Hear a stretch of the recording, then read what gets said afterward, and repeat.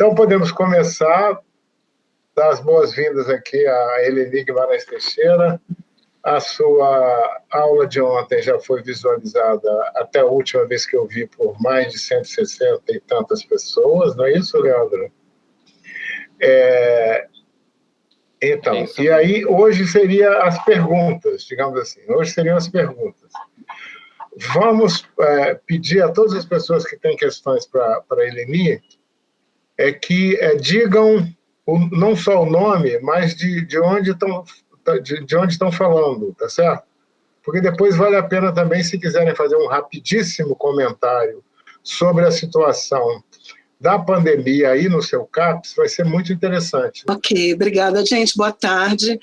Olha, é um prazer mesmo estar com vocês. Pedro me fez esse convite em nome de todos, né, dos coletivos. É um momento extremamente importante que tem mobilizado todos nós, né, num esforço de esclarecer, de gerar, talvez gerar até antídotos para situações tão delicadas, complicadas que nós temos vivido no país, seja, né, sob o ponto de vista da questão da gestão, né, e ela é fundamental, seja sob o ponto de vista da questão das potenciais exposições nossas também, né. Então, eu ontem falei na aula, eu tenho esse olhar, eu acho que é fundamental que a gente tenha o olhar de cuidar de quem cuida, né, de quem é cuidador. E, nesse sentido, eu acho que todos vocês têm aí o seu papel, sobretudo no recorte aí da saúde mental. Eu sou clínica, então pode ser que hajam algumas questões que eu não saiba resolver ou responder imediatamente, mas nada que a gente não possa consultar, e, enfim, eu espero vocês para um bom diálogo. Obrigada. Está aberta a palavra. Quem quer a primeira? Quem quer fazer qualquer consideração, pergunta?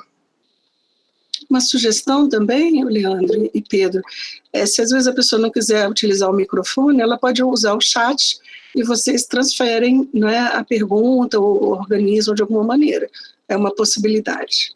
Boa tarde, eu sou o Alessandro, da Saúde Mental de Rio das Ostras.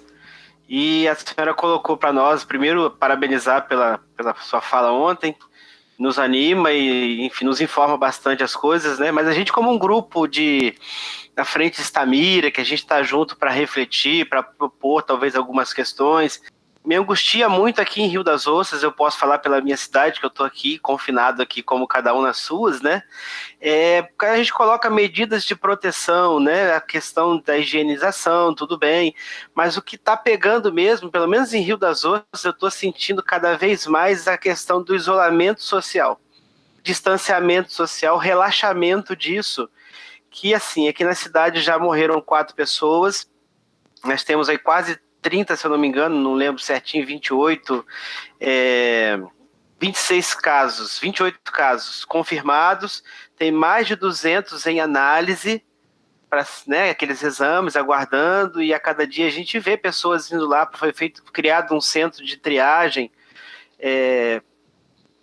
da Covid e tudo mais, e a gente, cada dia mais, a gente está vendo mais pessoas na rua. E aí eu sei que isso não depende da gente, depende de um coletivo. Mas assim, enquanto Frente Estamira, o que a gente poderia estar fazendo mais, além das divulgações todas, do trabalho que a gente está fazendo para que a gente possa tentar colocar na cabeça dessas pessoas que o isolamento social é uma das grandes medidas, né, de proteção. Alessandro, a questão que você traz é extremamente importante e talvez esse momento esteja nos colocando diante de escolhas que teremos que fazer.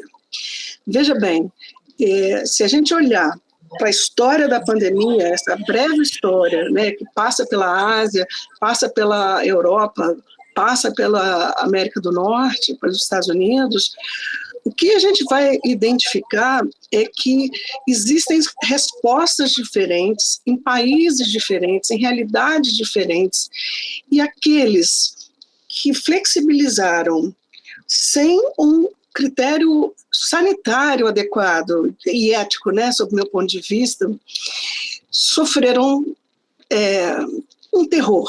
Se a gente olhar a história da Itália, ela é talvez emblemática, né? Por que uma cidade como Milão e outras na região em torno, né, de Milão, fez a escolha de abrir o seu comércio, de estimular que as pessoas fossem para a rua, né, minimizando a gravidade da epidemia, que já fazia muitos doentes, que já fazia muitos óbitos, né, ao longo de outros países. Então, veja bem, sob o meu ponto de vista, acho que a Itália tem uma importância emblemática grande. É bem verdade que nós temos lá uma população mais idosa, sabidamente, o que fez, inclusive, que a Itália recentemente mudasse o seu critério de idoso, ao invés de 60 anos para 75, se não me engano, mas isso não justifica a exposição de todos. Então, nós tivemos um colapso grande do sistema de saúde, e olha que nós estamos falando de um país da Europa, um país pequeno, populoso, mas pequeno, com um sistema de saúde que já foi mais responsivo, mas é um sistema ainda que funciona razoavelmente, e nós tivemos essa tragédia. Então, veja bem, o que você coloca é de uma importância enorme.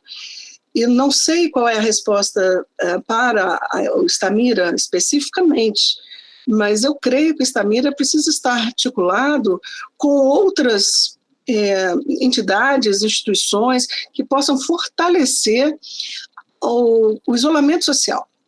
É muito difícil essa resistência que está sendo colocada para nós. Se a gente olhar para o que vimos ontem em Manaus, aquelas valas, isso é de um sofrimento enorme, né? E aí depois a gente vê a pessoa dizer assim, bom, eu acho que agir errado foi intempestivo.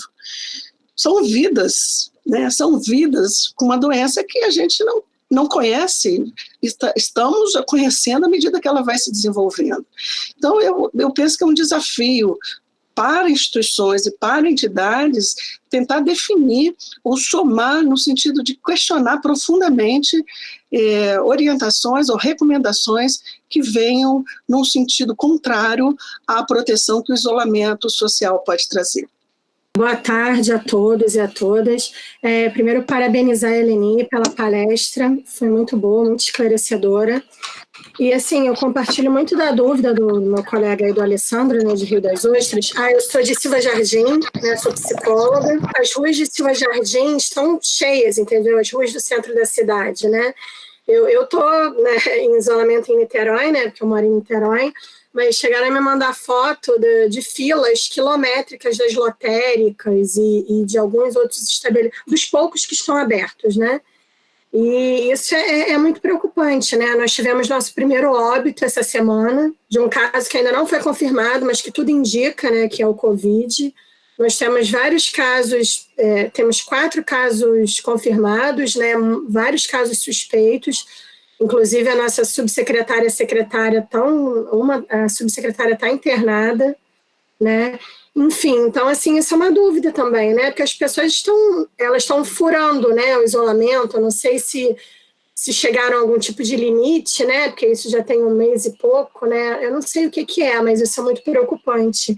Por conta de ser uma cidade pequena, que todo mundo se conhece, esse óbito essa semana gerou um pânico na cidade. E, assim, tanto da população, mas principalmente dos profissionais de saúde. Os psicólogos que não estão podendo ir à cidade estão fazendo um plantão online. E ontem eu atendi uma técnica de enfermagem que ela traduz assim o que está acontecendo na policlínica. Ela está com muito medo de trabalhar, né? Com muito medo de passar o Covid para sua família. Ela tem uma filhinha pequena.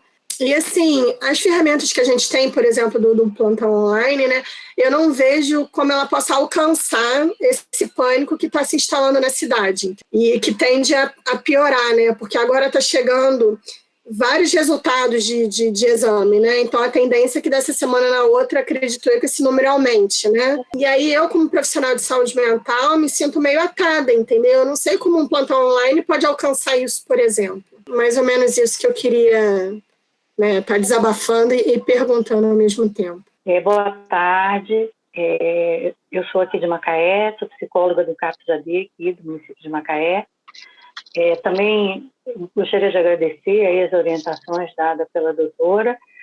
E eu fiquei pensando o seguinte, eu ouvi muitas lives, né, a respeito desse assunto, inclusive das pessoas que trabalham na saúde mental, e eu estava aqui procurando os dados para atualizar aqui, porque o pessoal tem postado, eu acho que aqui em Macaé já contam 7 mortes. Eu queria só atualizar o número de pessoas que estão no espectro aí da gripal, né? Aguardando algum tipo de confirmação.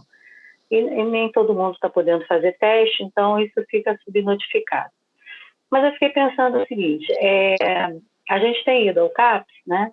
Se revezando, a equipe vai se revezando, e estando lá, a gente faz contato com os usuários pelo telefone, e aqueles que não têm telefone, a gente pede um carro e vai ao encontro dessas pessoas para entregar receita e saber como é que eles estão e prestar alguma orientação.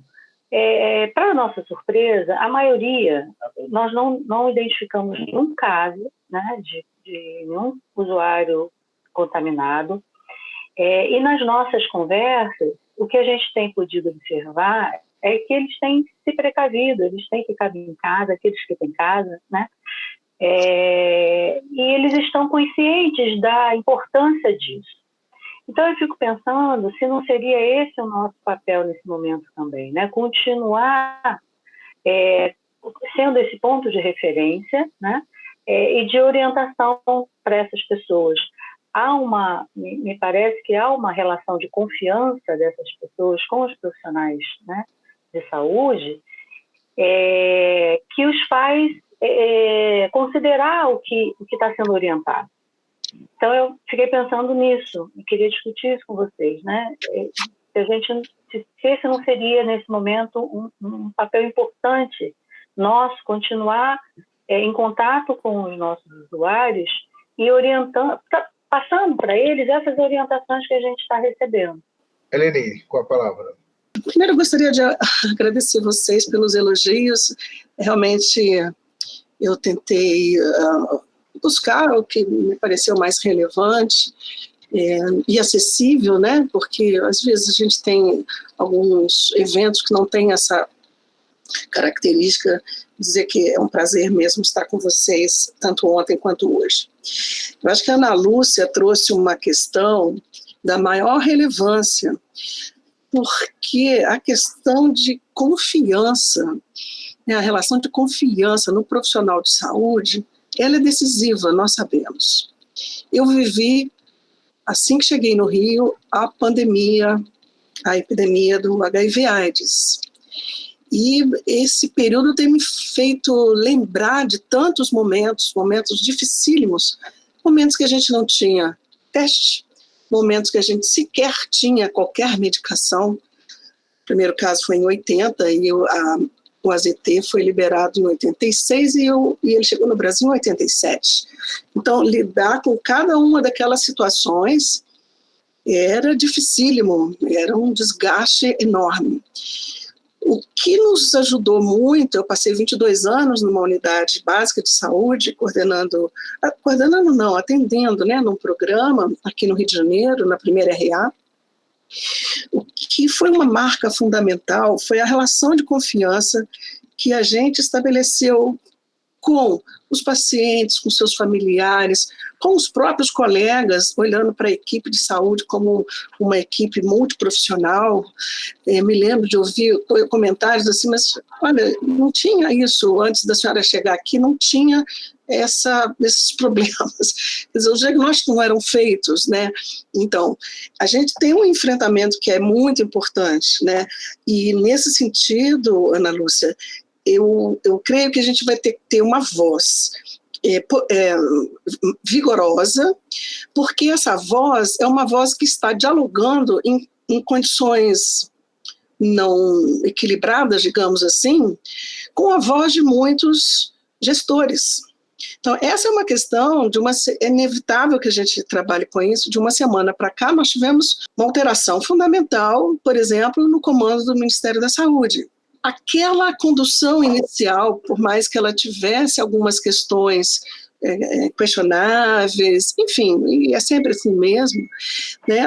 Ela se pautava em transparência, se pautava no diálogo, na busca de as melhores recomendações, enfim. E agora a gente vive uma outra realidade, em que esse diálogo não está sendo mais feito, a gente não vê mais as apresentações de dados, as recomendações. É muito difícil você imaginar um país com a extensão como nós temos no Brasil, né, sem um comando firme, claro. Ora, esse papel, de uma certa maneira, foi um pouco partilhado com os governadores e prefeitos. Se, por um lado, isso é interessante, por outro lado, ele pode fragilizar na dependência de conduções distintas, e nós temos visto conduções distintas nos vários estados, né, no país. Então, eu creio que essa estrutura, né, sustentada na relação de confiança, ela é fundamental. Eu sei como é difícil que a gente tenha o acesso a algumas pessoas, né? A realidade de vocês, então, na saúde mental é distinta da nossa, mas em algumas, nós clínicos, né? Em algumas situações elas se parecem, né? Então, talvez a gente encontrar recursos no dia a dia, com várias ferramentas possíveis, para a gente fazer esse contraponto. Não sei o que o Pedro pensa sobre isso, né, porque é um desafio, realmente um enorme desafio. Eu penso assim, eu acho que tem duas coisas que foram levantadas aí. Uma que começou com o Alessandro, que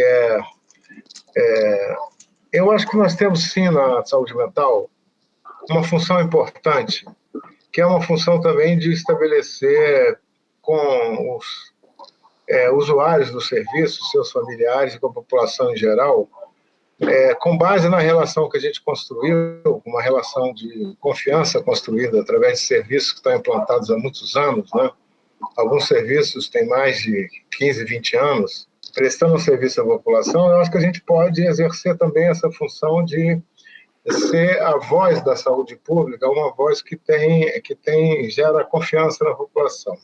E aí, o tema do isolamento social, ele acaba sendo um divisor de águas nessa discussão, né? Porque não que o isolamento social vá impedir definitivamente que haja os danos terríveis que essa pandemia está produzindo. Mas na própria aula da Eleni ontem ficou demonstrado, ficou claramente exposto lá, que o isolamento social é uma estratégia que funcionou nos países que o adotaram a tempo. Então, a diferença que existe entre os países, por exemplo, da Europa hoje, é de quem começou mais cedo o isolamento social e quem começou mais tarde. A própria Inglaterra, que tem um sistema de saúde tão consistente, né, que é exemplo para nós. Exemplo não, a gente se mira na organização do sistema de saúde inglês. A Inglaterra demorou muito a adotar o isolamento social. E agora, hoje, é um dos países onde os casos mais crescem e onde um sistema de saúde, mesmo poderoso como o NHS inglês, ele está sofrendo essa sobrecarga dos casos graves, né? Esse é um ponto, que é o ponto da questão do isolamento. A outra questão que eu acho que a gente tem que pensar mesmo, que aí a Ana Lúcia falou, continuar a fazer o contato com os usuários. Aí eu acho que tem uma questão, não sei bem se eu perdi uma parte do que vocês estavam falando, mas a gente tem que criar também os meios de continuar acompanhando, sabendo que temos agora limitações, não é isso? Limitações de horário, limitações de acesso, o atendimento presencial ele vai certamente tem que diminuir, as atividades grupais já foram suspensas, e é correto que sejam suspensas. Então, acho que a gente tem que pensar, assim, como seguir ajudando e atendendo esses profissionais com a limitação que nós somos obrigados a colocar nos nossos serviços.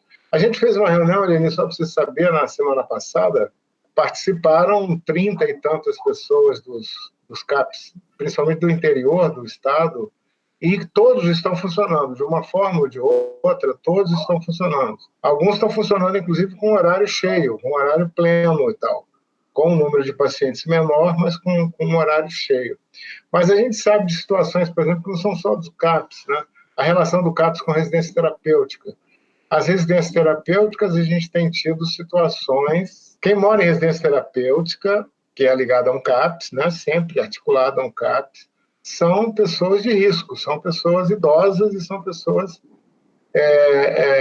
mais frágeis do ponto de vista da saúde física de uma forma geral, né? Porque são aquelas pessoas de longa internação, etc.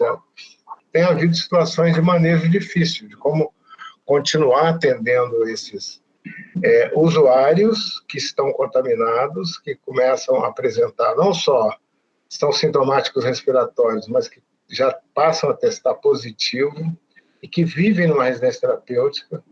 Então, tem toda a situação de fazer aí isolamento mesmo, né? Isolamento social, às vezes tem que fazer isolamento. E tem todas essas questões, assim, delicadas do ponto de vista até técnico também, não só do ponto de vista da relação terapêutica, que é como lidar com os pacientes que começam a apresentar sintomas respiratórios. E nós temos que nos proteger, as equipes, nos proteger também as famílias e proteger os próprios pacientes. E isso é um desafio novo para o campo da saúde mental, né? É completamente diferente de outras epidemias anteriores, de outras situações de saúde anteriores. Então, é um conjunto de problemas aí que a gente tem que ir tentando abordar para construir, de alguma maneira, entre nós, algumas linhas, né? Algumas linhas de ação e tal. Mas vamos seguir, era esse comentário que eu tinha a fazer. Boa tarde a todos, meu nome é Lina, né? Eu sou coordenadora técnica do CAPS Casa do Largo de Niterói. Aqui em Niterói, a gente está tendo, assim, muito cuidado, né, com relação, assim, à condução pela prefeitura mesmo, pela Secretaria de Saúde, né? Estamos sendo muito orientados e tal, a população também.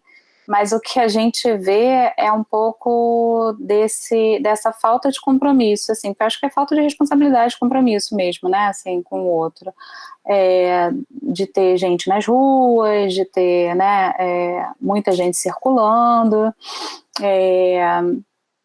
e aí eu acho que, infelizmente, esse tipo de postura só vai piorar, né, assim, porque a gente teve essa mudança do ministério, não foi à toa, né, assim, que foi feita a mudança, né, politicamente, a gente sabe que é para que o ministério possa concordar, né, vamos dizer assim, né, com a postura do presidente, de fazer um isolamento vertical, de repente, ou qualquer tipo outro de isolamento que não seja esse que a gente pretendia fazer agora, né? E aí, assim, eu acho que a gente vai ter pouco controle sobre essas coisas, né? E aí fico pensando como, né, um pouco disso que a gente está conversando, um pouco de como a gente está gerenciando isso lá no CAPS, poder transmitir um pouco, né? Quem tem assistido às reuniões, os encontros, é a Maíra, né, uma psicóloga lá do CAPS, aí eu não sei se ela chegou a comentar sobre isso. A gente tem procurado, além de usar, né, os equipamentos, que infelizmente às vezes faltam, não sei o que, a gente tem que correr atrás, pressionar, né, para poder ter, a gente tem feito uma triagem inicial dos pacientes do CAPS na entrada, logo na entrada. Então a gente pergunta se está tendo tosse, se teve febre, se está espirrando, como é que estão as coisas, né? Assim, se alguém na família está assim, né? Agora, a partir de sexta-feira, todo mundo vai ser obrigado a usar máscara em Niterói, mas antes não estava sendo, né, até agora não estava sendo obrigatório. Então, essas pessoas a gente já distribuiu uma máscara, né, pessoas ou que tiveram contato com alguém gripado ou que estavam com algum sintoma, né, e mantendo todas aquelas normas de segurança dentro do CAPS, né, evitando os atendimentos em sala fechada, sem circulação, uma distância recomendada e tal.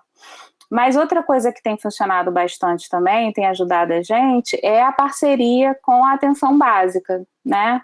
Que era um pouco que eu acho que seria importante comentar.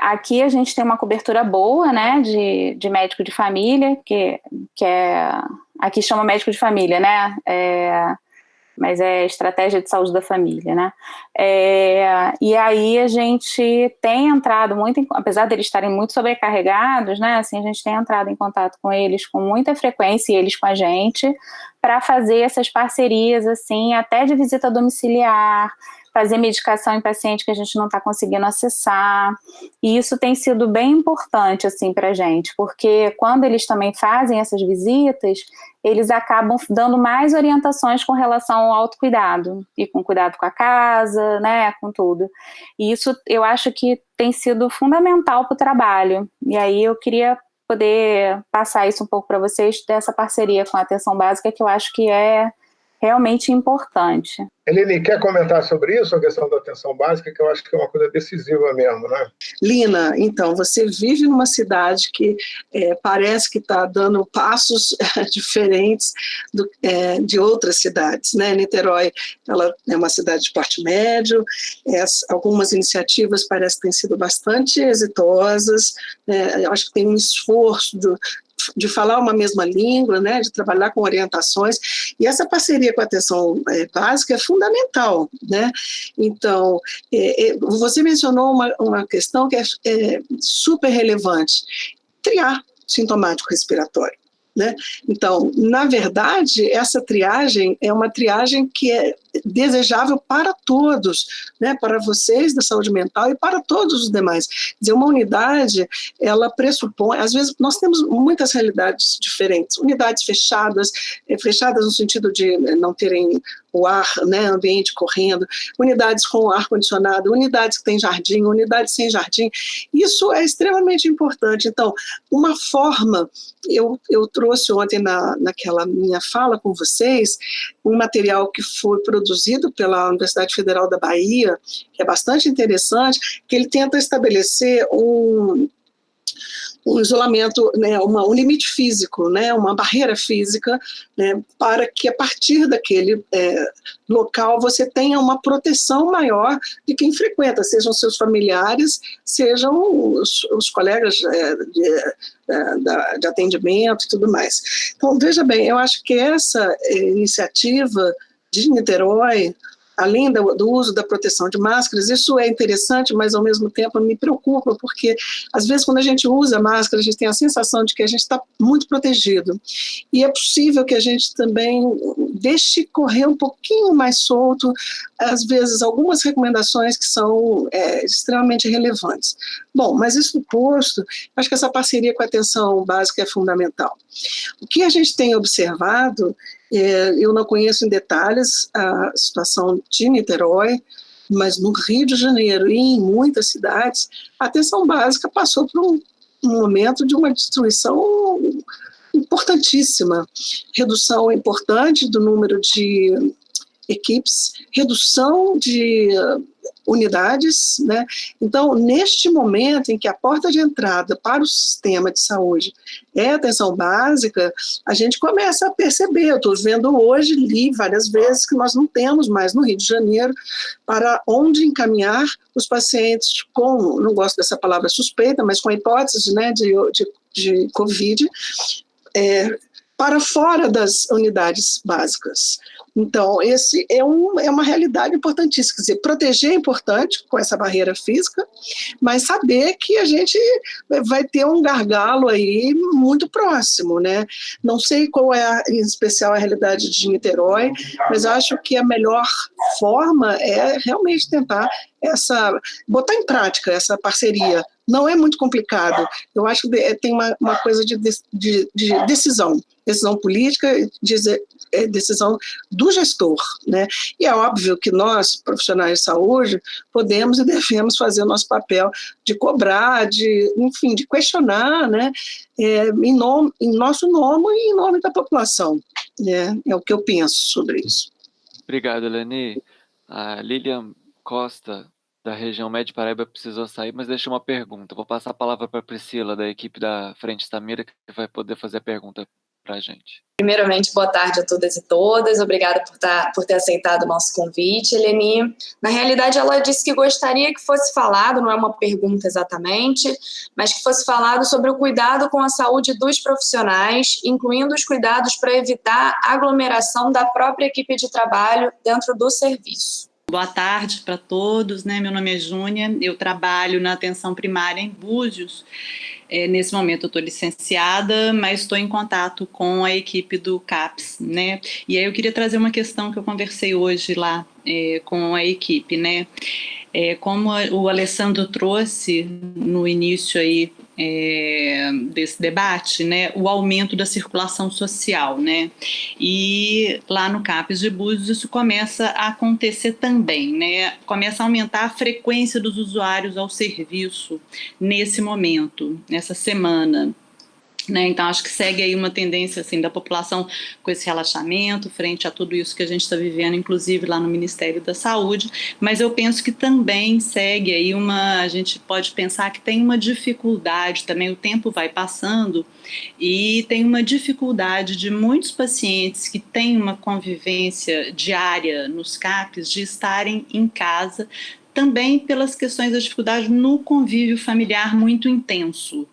Né? E aí eu fiquei pensando assim, na importância da gente tentar desenvolver estratégias de apoio, né? A gente tem tentado ver até para a gente essas reuniões virtuais, como elas funcionam, e talvez a gente pensar, né, na possibilidade de reuniões virtuais que possam incluir familiares, né, e que possam ajudá-los a passar por esse momento de convívio mais intenso, necessário, né, onde os usuários precisam estar menos nos serviços. É um pouco isso.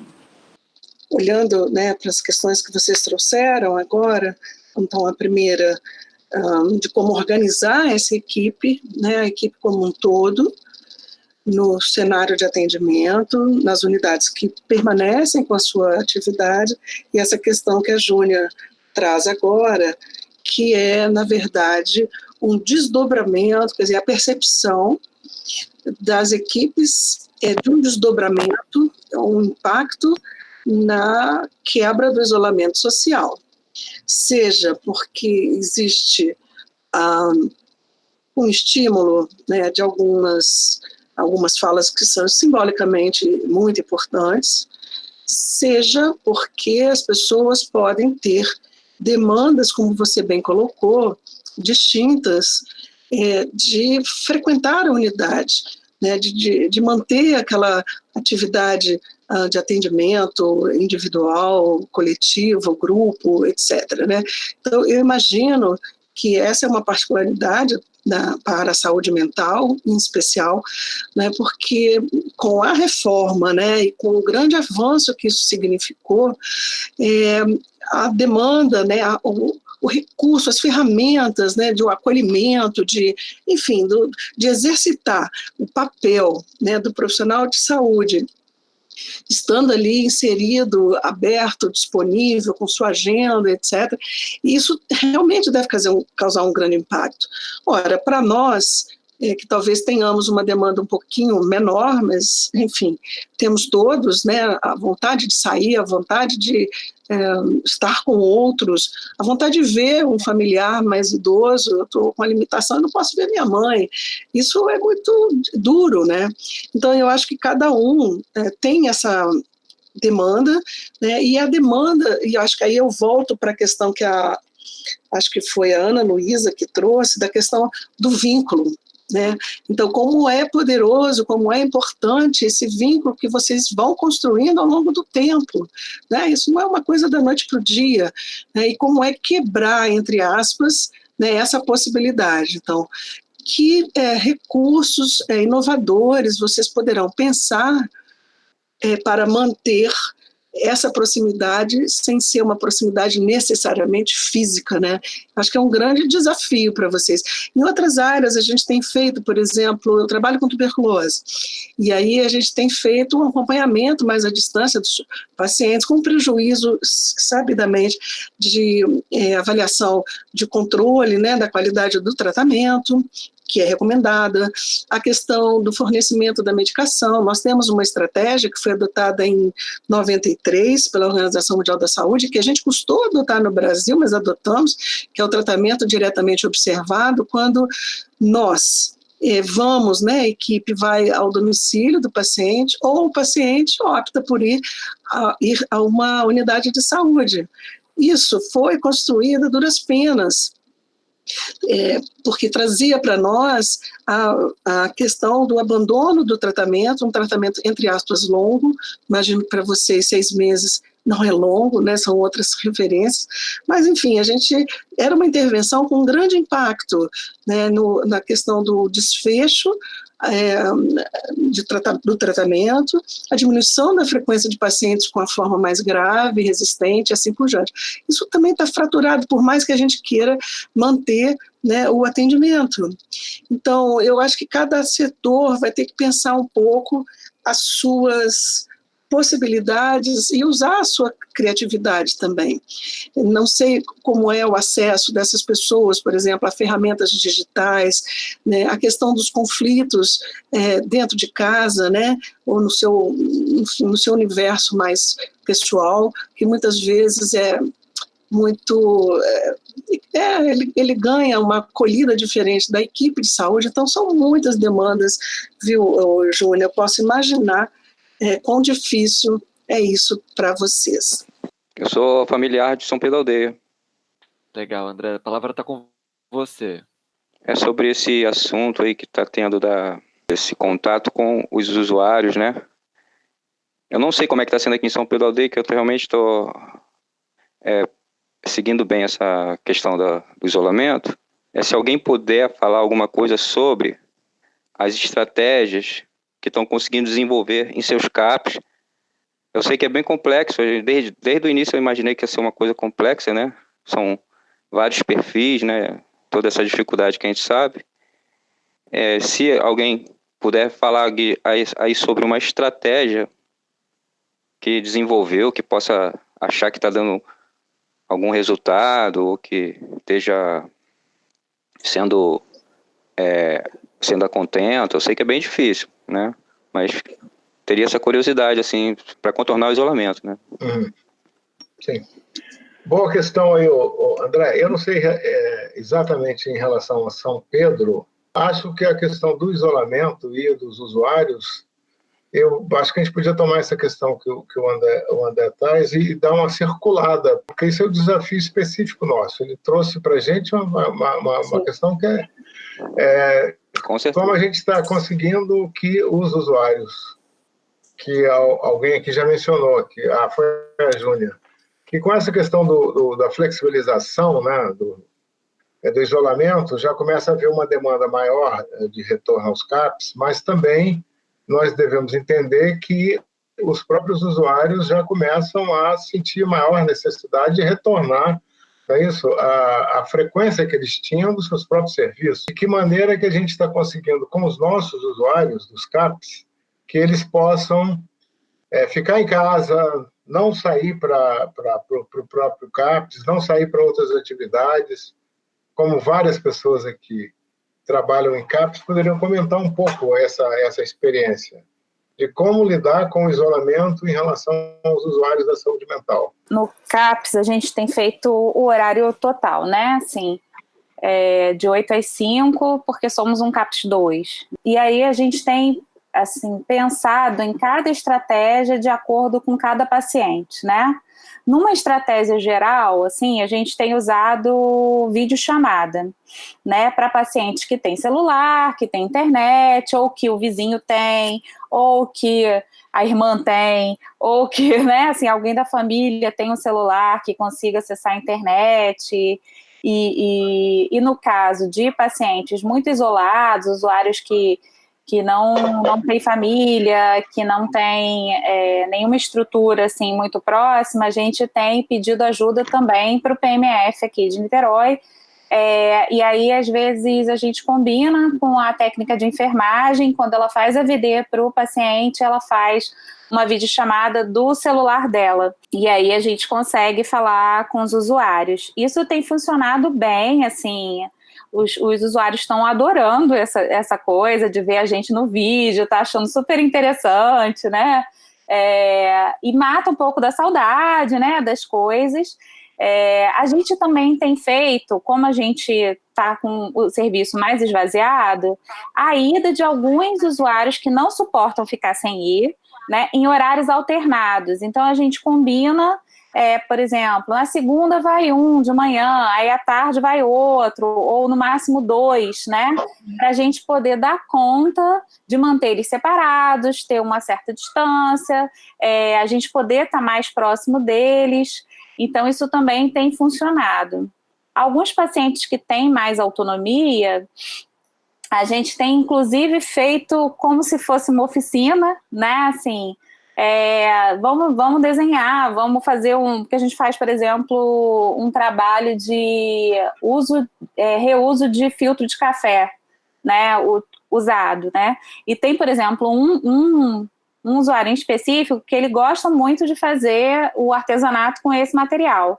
Então, a gente disponibilizou o material para ele, ele em casa faz, na verdade, ele mora numa RT, né, do CAPES, vinculado ao CAPES, né, e aí ele faz, tira foto, manda, conversa com a oficineira sobre as dificuldades dele, e isso tem sido bem legal, assim, bastante interessante os resultados disso. O pessoal que trabalhava na cantina, a gente tem intercalado, não está abrindo a cantina, mas vai lá, limpa a cantina, faz uma lista do que, de repente, é interessante comprar, conversa sobre o jardim, quem faz oficina de jardinagem.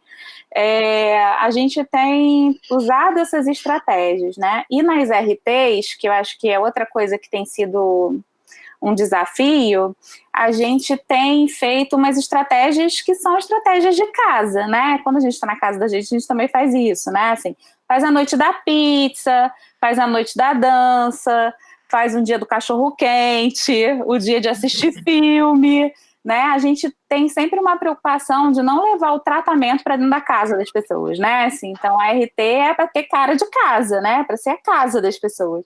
E em casa a gente faz isso, né? Monta quebra-cabeça junto, faz jogo de tabuleiro, e aí tem sido, assim, umas coisas engraçadas. Teve um dia que foi o dia do pão com mortadela, todo mundo queria comer pão com mortadela, e se pediu pão com mortadela no iFood. Então, isso tem sido umas estratégias que eu acho que tem funcionado muito bem. Eu acho melhor, então, como a Lina já trouxe, inclusive muito bacana, Lina, as experiências que vocês têm tido, eu fiquei super feliz de saber que vocês estão lidando dessa forma, porque realmente são estratégias muito bacanas. Eu acho melhor, então, passar a minha vez, porque eu ia trazer, na realidade, uma experiência da atenção básica, assim, como estratégia, até mais retornando àquela questão que a Lilian...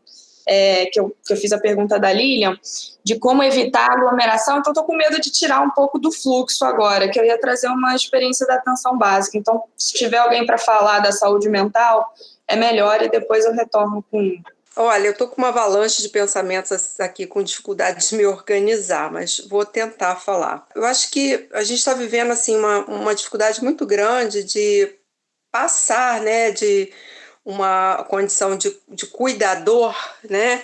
Apesar da gente saber que no cuidar a gente está sempre trocando, né? É uma via de mão dupla, mas assim, com essa questão agora que é cuidar do outro, né? Da saúde mental, cuidar de mim, da minha família, então acho que fica... E cuidar da humanidade, né? Enquanto fazendo um isolamento a favor do geral, né, do global. Mas, em tudo isso, como continuar, né, dando essa assistência, aí gera essas angústias. Enquanto terapeuta ocupacional, atuando em 2 CAPs, né, do interior, apesar de interior, né, a gente sempre acha que é tudo pequenininho, mas as dificuldades são as mesmas, né?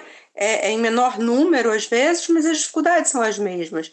E, às vezes, até maiores por ser do interior. Muita coisa é mais difícil chegar até aqui. Os CAPs têm funcionado, né? Eu trabalho na região serrana, especificamente Cantagalo e Macuco. Claro que nessa coisa de funcionar plenamente, como o Pedro colocou, né? No sentido de que a gente precisou criar as adaptações, né? Escalas, o horário está sendo cumprido, o CAPS está aberto, mas as escalas, e a gente vai se adaptando diariamente e semanalmente. Então, assim, com relação a médico, né? Num dos CAPS o médico está podendo ir, então a gente adapta para fazer as receitas, para atender quem realmente é inevitável. Em outro, a médica não está podendo ir, então a gente está vendo para ela fazer as receitas, quando se precisar o PSF dá o suporte para fazer essas receitas, e algumas consultas também por telefone, né? Teleconsulta, telemonitoramento. Eu, na semana passada, fiquei muito angustiada, assim, querendo já retomar uma atividade que eu faço de grupo, que é bem frequente, né, que é a terapia comunitária, e eu fiquei pensando, não, vou começar a ver se eu marco de 4 em 4, com distância, com máscara, mas daí a pouco eu refleti, gente, se eu fizer isso, eu vou estar favorecendo que eles comecem a sair de casa. Então eu comecei numa conduta de vou fazer um contato telefônico, vou dar um suporte para eles se sentirem acolhidos, sentirem que a gente está junto nessa história. E isso deu muito certo, né? Então, a princípio foi o que eu fiz. Agora, a partir de amanhã, a gente está montando uma terapia comunitária, já tem acontecido outras, mas a gente vai montar uma aqui na região online, para também favorecer alguns, mas aí tem a grande questão, muitos não têm nem celular, outros não sabem manipular adequadamente. Então, a gente está tendo que lidar com várias frentes para poder dar conta disso. Ao mesmo tempo, pensando na questão do lado positivo de tudo, que a gente deve sempre buscar, né? Eu fico vendo o quanto eles são resilientes também e o quanto a gente pode valorizar esse lado deles conseguirem estar dando conta também de uma situação e reduzir essa dependência do CAPS, né? Porque muitas vezes a gente fala dessa cronificação em CAPS também, né? Que a gente tenta estimular o usuário a ter seus próprios recursos, a desenvolver mais esses recursos. Então, eu estou valorizando isso neles o tempo todo e estimulando. Agora, tem o desafio de lidar com as teimosias, as incoerências das equipes, da população. É o que o colega inicialmente, quando falou, né, de não usarem os recursos, as máscaras, não, aqui no interior está todo mundo pelas ruas, e a própria equipe, às vezes você entra de máscara e o outro está sem máscara. Então criam esses impasses. Mas a gente está lidando dessa forma, se adaptando a cada momento, porque não tem muito algo pronto aí. Lina, você colocou aqui no chat alguns comentários, né, que tivemos boas surpresas com alguns usuários que a gente achou que seria impossível não ir ao CAPS, e que é possível, né, que temos que apostar nisso também. Eu acho que essa questão que a Marisa colocou sobre a autonomia, né, do usuário é bem interessante, né, porque é uma coisa assim que é um paradoxo, que é o paradoxo que é da essência do nosso trabalho, que é, na verdade, a gente cuida para poder deixar de cuidar, né, a gente cuida para poder dar mais autonomia. E esse momento em que o usuário não precisa ir tanto ao CAPS, eu acho que é um momento que pode ser tomado também como... É claro que isso não é uma coisa, não está acontecendo por nenhuma razão positiva, está acontecendo por causa de uma catástrofe sanitária. Mas eu acho que também afirmar para os usuários a autonomia que eles têm de poder se cuidar. Eu tenho um colega que é o coordenador, na verdade, ele é o coordenador de saúde mental de Roma, deixa eu comentar isso. Ele disse que também se surpreendeu. Ele também se surpreendeu com a capacidade dos usuários assim, graves, os nossos usuários dos CAPs são usuários que têm transtornos mentais graves, né? De poder compreender a situação dramática que a sociedade está vivendo, que os serviços estão vivendo, e, de alguma maneira, conseguir lidar com isso. Conseguir lidar com o fato de que estão precisando ficar mais tempo em casa, conseguir lidar com o fato de que não contam com o CAPS todos os dias e tal. Mas, bom, isso é até a página 2, tá certo? Isso é até a página 2, página 3, porque depois também a gente sabe que tem que estar presente, mas eu acho que a gente pode aprender também com os usuários e com os familiares, como o André, lá de São Pedro Aldeia, mencionou, também com os familiares, para saber de que forma que eles também estão conseguindo lidar com isso, né? E nós aprendermos com a experiência deles próprios em relação a isso, em relação a como estão lidando com esse momento de isolamento e esse momento também de diminuição do acesso ao serviço, porque nós somos serviços de atenção diária, são serviços onde os pacientes têm que ir, precisam ir, né? Precisam ir sempre que sentirem necessidade, etc. São serviços abertos, né? Nós trabalhamos em serviços abertos, né? Isso é uma novidade, né? Uma questão de não poderem ir ao serviço, apesar do serviço estarem lá. Mas eu queria trazer uma questão também, que é para comentar, são duas questões correlatas, para pedir a Eleni para comentar um pouco. Uma delas é a questão da máscara, que vocês mencionaram muito aí, a coisa de alguns usam máscara, alguns não usam máscara e tal, se devemos ou não devemos usar máscara o tempo todo no serviço de saúde mental. Eu acho que, como ainda tem alguma controvérsia nisso, eu acho que é importante que a gente possa também abordar esse ponto. E a outra questão é que nós vamos poder trabalhar numa roda de conversa na próxima semana, é especificamente a questão do usuário que é sintomático respiratório, né? A Priscila disse que ia comentar alguma coisa em relação à atenção básica sobre isso, mas eu queria trazer essa questão, assim, os cuidados que a gente deve também ter, e aí seguindo as orientações técnicas aí do Ministério da Saúde, da Secretaria de Saúde, da Organização Mundial de Saúde. Claro, ninguém vai inventar a roda em relação a isso. Sugiro botar essa questão para a Eleni, assim, as duas, a da máscara e depois essa do sintomático respiratório. Pode ser? Vou comentar, antes de passar a palavra para a Eleni, que a Marise disse, né, que alguns familiares estão se implicando mais com o suporte aos usuários, né, com esse período de isolamento. Eu fico pensando, outro dia me peguei pensando, eu falei, puxa, a gente que trabalha com tuberculose já tem, eu vou chamar de uma intimidade com a questão do uso de máscara, que nos diferencia um pouco, né, das pessoas com relação ao uso, a questão de biossegurança, as proteções, etc. Né? Na verdade, veja bem, se nós trabalhamos com a possibilidade de transmissão aérea, que é o menos frequente, mas que existe também, e no sentido de manter uma distância mínima, alguns textos dizem 1,5, 2 metros, né, de distância da pessoa. Por quê? Porque essas gotículas podem ficar em suspensão, apesar de serem pesadas, e podem ser transmitidas diretamente pela fala, pelo espirro, pela tosse, e serem inaladas pelo profissional, né?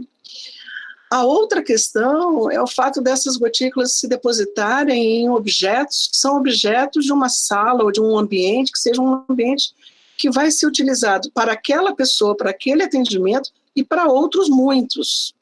Então, a gente tem que pensar, né, nessa questão, como é que você vai ter a possibilidade de limpar todo aquele ambiente, né, pensando nessas duas possibilidades, então transmissão aérea e transmissão por contato com objetos e superfícies.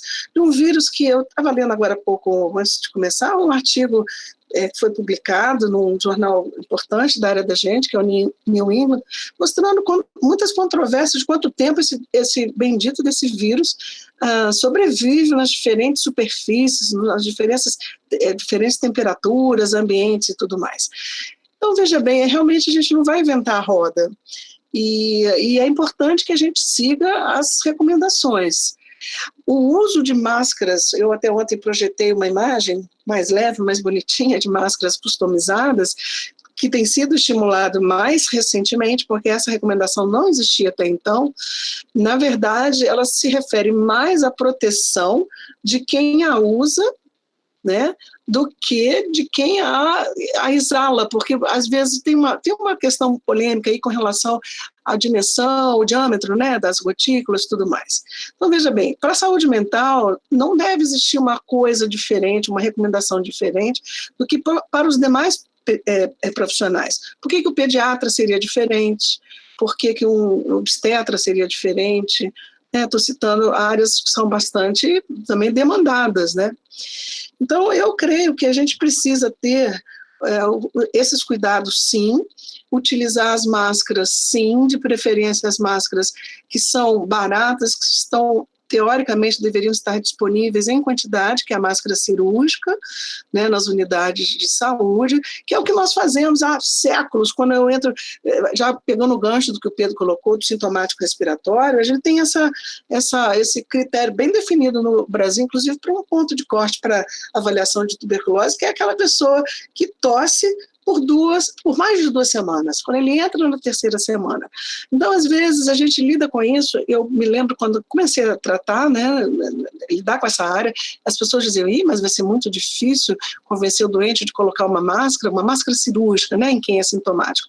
A gente faz essa triagem. E olha, eu vou falar assim de coração, eu nunca tive uma dificuldade maior com relação a isso. Eu acho que a gente precisa também sensibilizar as pessoas para a importância de que aquele convívio, aquele momento, né, é um momento de cuidado, mas é um momento em que a gente tem que se cuidar e os demais, aquele ambiente também. Então, eu penso que, veja, na tuberculose a gente tem recursos diferentes, a gente precisa usar sempre o profissional AN95. Aliás, essa é uma outra questão que me parece que, quem sabe, a gente pode adiante, né, mais à frente, conversar também, né, porque nós temos uma prevalência enorme, uma incidência, enorme de tuberculose. O Rio de Janeiro e mais uma vez, né, o Amazonas são os 2 estados com maior prevalência, e o Rio e Pernambuco com a maior mortalidade pela doença ainda. No momento em que a gente tem uma estratégia pensando em acabar com a doença em 2025. Acho que isso tudo agora vai ser muito repensado. Então, veja bem, eu acho que é isso. Utilizar a proteção, né, o equipamento de proteção individual. No caso do atendimento da saúde mental, me parece suficiente a questão da máscara e trabalhar com uma triagem, como disse a Lina, né, de Niterói, em parceria com a atenção básica, ou enfim, com os recursos que existirem, no sentido de triar os sintomáticos respiratórios. Quando a gente fala de sintomático respiratório, sob o ponto de vista da Covid, a gente está falando de sintomas. Ontem a gente viu, né, um período de incubação em média de 5 dias, esses sintomas não duram muito mais do que 14, 20 dias, mas para outras doenças respiratórias que também são importantes, a gente tem critérios um pouco diferentes. Então, eu acho que, veja bem, apesar de todo o aperto, vou chamar dessa maneira, né, que a equipe de saúde, todos nós estamos passando, né, do desafio que é pensar essa questão, eu acho que a gente pode sair muito fortalecido no sentido de, por exemplo, trazer a questão da biossegurança para o nosso cotidiano. Alguns profissionais têm isso com muita clareza. Quem trabalha com a saúde bucal, por exemplo, se protege muito, e é uma proteção que a gente chama de universal, né? Então, pode ser que a gente também possa incorporar com esse novo pensar trazido por essa pandemia, que é de uma gravidade ímpar, estamos nós expostos, profissionais de saúde, a outras situações também. Acho que essa é uma tentativa de dar uma esperança, alguma coisa positiva, porque é tão difícil às vezes tudo isso. Eu acho que assim, a APS, ela tem sido bem estratégica assim, nos atendimentos à população, né? Claro que as demandas e o próprio funcionamento são diferentes da saúde mental, e é claro que valem todas as ressalvas aqui, mas eu acho que também vale a experiência que eles estão tendo. Diversas unidades básicas têm instalado polos de atendimentos externos ao serviço, mas assim, é externo, porém dentro, sabe? É como se eles fizessem uma tenda de atendimento, e aí eles já vão realizando a triagem antes de entrar no serviço especificamente ou ir para essa tenda, esse polo de atendimento que aí é específico de quem está, enfim, sintomático ou já positivado da Covid-19. Aí eles fazem essa triagem a partir de sintomas e também medem febre. Então, assim, acho que são estratégias. Uma das coisas complementares a essa estratégia são os profissionais, né? Que isso é um dos pontos também, talvez, ainda mais delicados, porque o ideal é que esse profissional não circulasse em ambos os atendimentos, né? Quem está os profissionais desse polo de atendimento com quem está ali lidando com o restante da população, que também está indo aos serviços por outras questões, né? Eu acho que isso também é uma outra questão. A Covid dominou todas as pautas dos sistemas de saúde, porém, existem outras demandas ainda, né? E, enfim, outros acompanhamentos que devem continuar a serem feitos, claro que com todas as considerações desse momento, o que dá para adiar, vamos adiar, coisas eletivas, é claro. Mas, enfim, a diferenciação desses profissionais seria fundamental para essa estratégia, de fato, ser efetiva. E, enfim, é mais difícil levar essa estratégia para a saúde mental, pela própria quantidade de equipe, mas, enfim, fica aqui uma experiência e relato já de experiências exitosas de unidades básicas, que é bem bacana, achei bem legal, assim. Não, porque eu queria sugerir, perguntar a Natália, se a Natália não quer, Natália Armoni, quer ter algum comentário? Porque ela trabalha diretamente com crianças, então, com CAPS infantil, né? Que é uma questão, assim, muito específica e que valeria a pena ouvir um pouco. Muitas questões, né, assim... Bom, a gente no CARIM precisou fazer, né, o CARIM, que é o CAPS Infanto-Juvenil, né, da UFRJ, precisou fazer toda uma redefinição do trabalho de monitoramento, acompanhamento e atendimento à distância, ao mesmo tempo que mantivemos o atendimento presencial para os casos mais graves, ou enfim, que requerem efetivamente um trabalho mais intensivo, um acompanhamento mais próximo, a própria atenção à crise, né? Então a gente precisou redirecionar e entender, estar muito atento ao cotidiano dos usuários, dos que são menores, né, das crianças, muito através da família, um contato, né, com a família que a gente sempre teve no serviço, mas que agora aumenta, né, ele ganha muito maior importância, né, e é muito por meio do relato da família, né, dos familiares, que a gente vai conseguindo intervir. E com relação a algumas crianças e alguns adolescentes, a gente vai conseguindo aí, à distância, por vídeo, por telefone, intervir e trabalhar remotamente, né? Uma questão que eu queria colocar, que me ocorreu escutando, né, aí a discussão, é como fica contraditório, né, a gente que trabalha pelo enlaçamento, pela inserção, pela ocupação dos espaços da cidade, de nossas crianças e adolescentes, que, em sua maioria, né, em não existindo esse trabalho da atenção psicossocial, muitas vezes ficam asilados em casa, né, tendem a um isolamento, né, e às vezes até a sua família nuclear, simplesmente, né? E nesse momento a gente precisa ajudar essas famílias e essas crianças e adolescentes a se manterem no isolamento, né? Ou seja, um isolamento que não precisa ser afetivo, que não precisa ser de contato, né? Mas que é de circulação, né? E que a gente está precisando desenvolver recursos para isso, né? Eu vejo a necessidade aí da gente pensar e trocar e desenvolver formas de tornar viável o isolamento, o entendimento do isolamento e sua realização, né? Eles conseguirem permanecer, né? Se protegerem. Me preocupa também quando a gente tiver um retorno, né? Vamos dizer assim, quando for possível sair do isolamento, né? Que haja uma retomada de um atendimento mais presencial, como vai ser isso também, né? Na medida em que a gente sabe que não vai voltar para normalidade quando isso puder acontecer, e for o caso disso acontecer, não vai ser a mesma normalidade. Isso num trabalho com crianças, principalmente crianças, muitas vezes, muito em quadros com transtornos muito graves, né? É um desafio, né? Porque o trabalho ele é também muito com o corpo, né? Ele também é muito corporal, ele também é muito do contato, né? Enfim, são questões, né? que me vêm agora, né? A partir dessa situação toda e da discussão. Né?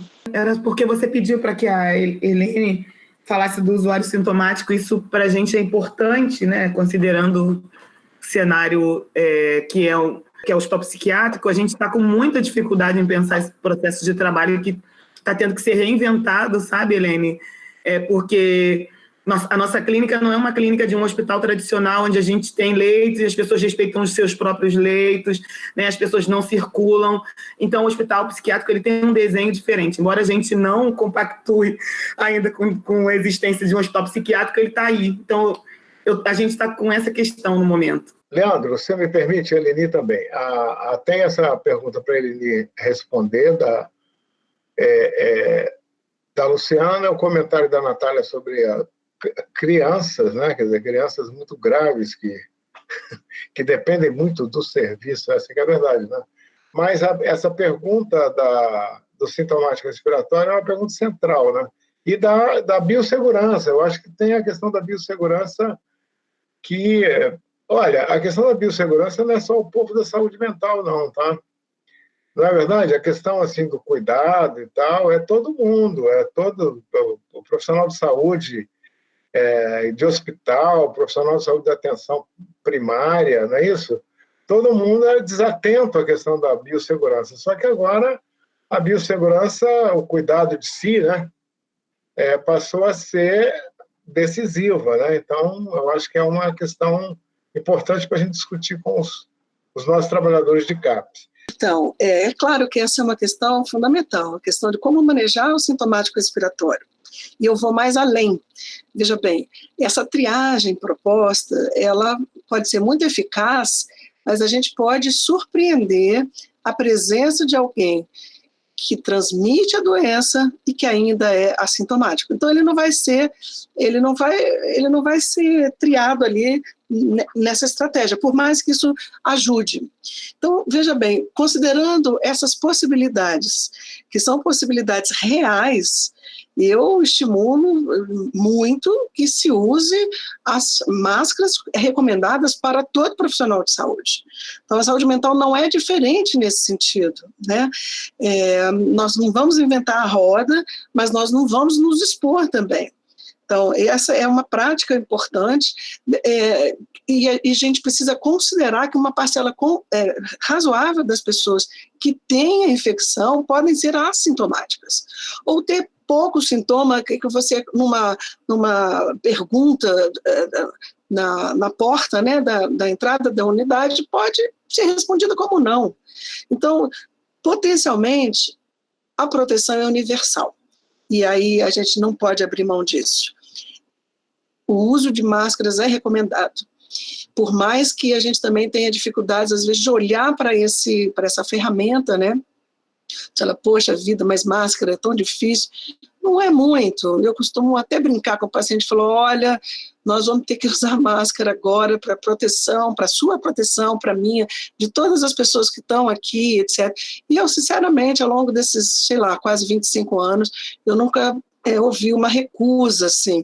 Eu acho que vocês, em especial, têm uma habilidade muito grande de lidar com as pessoas, já as conhecem, né, assim, de uma maneira geral, e aí eu acho que é um desafio, mas eu acho que pode ser perfeitamente vencido. Não deixem de usar, protejam-se. Tá? Eu também quero aproveitar, me despedir, agradecer a oportunidade. Cada vez que a gente frequenta um ambiente, e nesse sentido a saúde mental é nova para mim, né? A gente aprende muito também, e ouvir faz parte da nossa profissão. Muito obrigada. Obrigado a todo mundo aí que participou do debate. Quero complementar, né? Também sou trabalhador, trabalho com a Natália lá no CAPCI, como a Juliana Alves do CAPCI de São João de Meriti escreveu aqui, que ela se sente complementada pela fala da Natália, né? Com o trabalho com as crianças. Tem sido muito novo, né, para todo mundo, e as tecnologias têm sido muito importantes para manter esse contato, né? A Ana Lúcia aqui precisou sair, mas deixou o recado de que tem sido nossa surpresa o autocuidado dos usuários. O contato regular com os usuários e familiares, seja por telefone ou pessoalmente, tem sido fundamental. Eles têm a oportunidade de contar como estão se virando, e nós podermos ouvir e também orientá-los sobre higiene, uso de máscaras ou outros problemas de saúde e conflitos pessoais. Né? E a Marise ressaltou a importância de se incorporar novos hábitos com esse momento que a gente está vivendo. É isso, a gente agradece muito esse debate que aconteceu, agradecemos a presença, né, aqui da Eleni. Eleni, muito obrigado. Eleni Guimarães Teixeira fez uma aula que está todo mundo assistindo, é uma aula que as pessoas vão continuar assistindo, que a gente vai dar como referência para as pessoas. Até hoje convidei também alguns estagiários, depois de uma reunião que a gente teve, para estarem aqui na reunião. E eu acho que foi muito boa, muito bom o debate. Esse debate é um debate que está precisando ser mais regular, mais sistemático entre nós, né? Ele começou com uma pergunta a respeito da nossa responsabilidade como trabalhadores de saúde mental, no sentido de ajudar a população e também aos gestores a tomarem as decisões corretas em relação às políticas para essa questão da pandemia. Eu acho que todos aqui têm convicção, certeza de que o isolamento social é a medida correta nesse momento, então acho que a gente tem que... o colega, no início, ele até falou assim, o que a própria Frente Estamira pode fazer em relação à questão do isolamento social. Eu acho que isso é uma convocação para a gente se manifestar, no sentido de que em cada cidade também, porque nesse momento não é momento de diminuir o isolamento social, principalmente em lugares como Rio de Janeiro, São Paulo, Ceará, Amazonas, Distrito Federal, que estão vivendo uma situação muito próxima de um colapso da assistência aos pacientes graves. Como estava na aula da Eleni de ontem, essa doença é uma doença que, em 80% dos casos, ela é bastante leve, é uma doença com sintomas leves ou nenhum sintoma, mas em 15% a 20% dos casos ela é grave. E nós sabemos, todos nós aqui conhecem pessoas, especialmente que são trabalhadores de saúde, que nesse momento estão enfrentando momentos muito graves em relação ao Covid-19, né? Então, acho que é uma grande responsabilidade nossa mesmo. Eu achei que foi muito boa. A semana que vem, então, Eleni, nós queremos convidar você para ser a nossa... O que vocês acham? A nossa consultora permanente para as questões relacionadas à pandemia, a transtornos respiratórios, biossegurança, sintomáticos respiratórios, etc.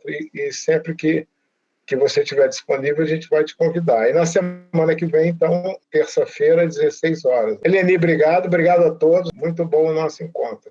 Foi ótimo mesmo, gente. Obrigada.